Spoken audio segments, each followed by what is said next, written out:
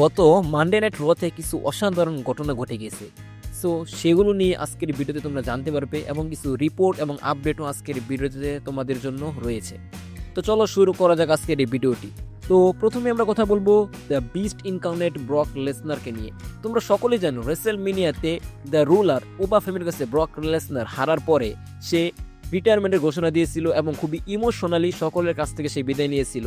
সে Roman রেন্সের wise man অর্থাৎ পল হেমেনকে হাক করেছিল এবং একরকম প্রায় সে কান্না করতে করতে সে বের হয়ে গিয়েছিল। অনেকে ধরেই নিয়েছিল যে ব্রক লেসনার হয়তো আর রিংয়ে ফিরবে না, কিন্তু বিভিন্ন রিপোর্ট এবং আপডেট পাওয়া যাচ্ছিল যে ডাব্লিউডাব্লিউই তাকে আবারও ব্যাক করানোর জন্য ট্রাই করে যাচ্ছে, কন্টিনিউয়াস চেষ্টা করে যাচ্ছে।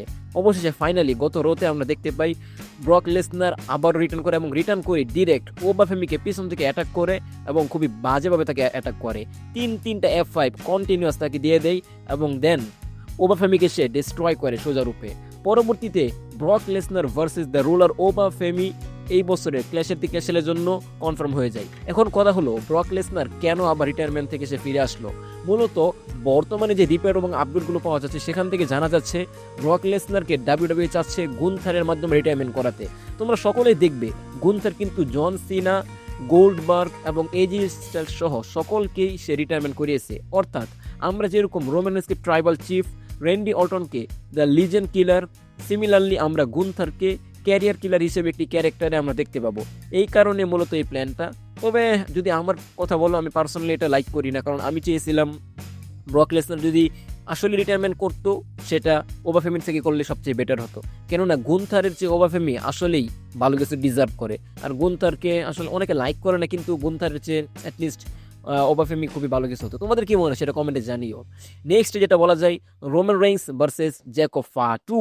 তো জ্যাকব ফাটু এবং রোমান রেইন্সের আরেকটি ম্যাচ যেটা অলরেডি কনফার্ম হয়ে গিয়েছে ক্ল্যাশের দিকে ক্যাসেলের জন্য, এবং এটা কোনো সাধারণ ম্যাচ না, এটা হচ্ছে দ্য ট্রাইবাল কমব্যাট। এই সপ্তাহে রতে তোমরা সকলেই দেখেছো রোমান রেইন্স এবং দ্য উসুস মিলে জ্যাকব ফাটুকে খুবই বাজেভাবে অ্যাটাক করেছে এবং তারা তিনজন মিলে ফাটুকে পুরো রূপে একদম ডিস্ট্রয় করে দিয়েছে।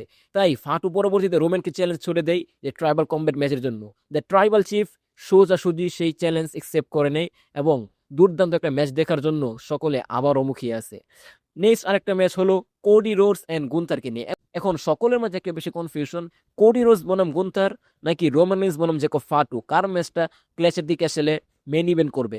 দেখো সর্বশেষ যে আপডেট পাওয়া যাচ্ছে সেটা অনুযায়ী এখন পর্যন্ত ট্রাইবাল চিফ এবং জ্যাকব ফাটুর ম্যাচটা মেন ইভেন্টে হওয়ার কথা, কিন্তু তারপরেও যদি ডাব্লিউডাব্লিউই অর্থাৎ ট্রিপল এ যদি প্ল্যান চেঞ্জ করে সেটা তো কিছু করার নেই। আর যদি প্ল্যান চেঞ্জ করে সেটা তোমরা চ্যানেলে আপডেট পেয়ে যাবে, কিন্তু সর্বশেষ আপডেট অনুযায়ী রোমান রেইন্স এবং জ্যাকব ফাটুরই ম্যাচ হওয়ার কথা।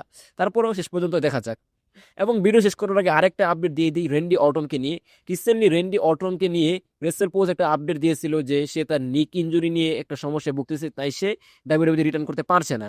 সিমিলার এই পোস্টটাকেই রেন্ডি অর্টন তার নিজের আইডিতে শেয়ার করে সে লিখেছে, আমি আমার ফ্যামিলির সাথে সামারে সময় কাটাচ্ছি, তাই উল্টাপাল্টা তথ্য তোমরা দিও না। যদিও সেটা মজাদার, তবে রেন্ডি অর্টনও খুবই তাড়াতাড়ি ডাব্লিউডাব্লিউইতে সে রিটার্ন করবে, এমনকি সামার স্ল্যামে তার একটা ম্যাচও থাকবে। সো এই ছিল আজকের এই ভিডিওটি কেমন লাগলো আর তোমরা নেক্সটে কোন কোন আপডেট সম্পর্কে জানতে চাও সেটা কমেন্ট করে জানাও। আর যদি চ্যানেলে নতুন হয়ে থাকো তাহলে এখনই চ্যানেলটিকে সাবস্ক্রাইব করে রাখো, তাহলে তোমাদের সাথে পরবর্তী কোনো এক ভিডিওতে কথা হবে। Thanks for watching.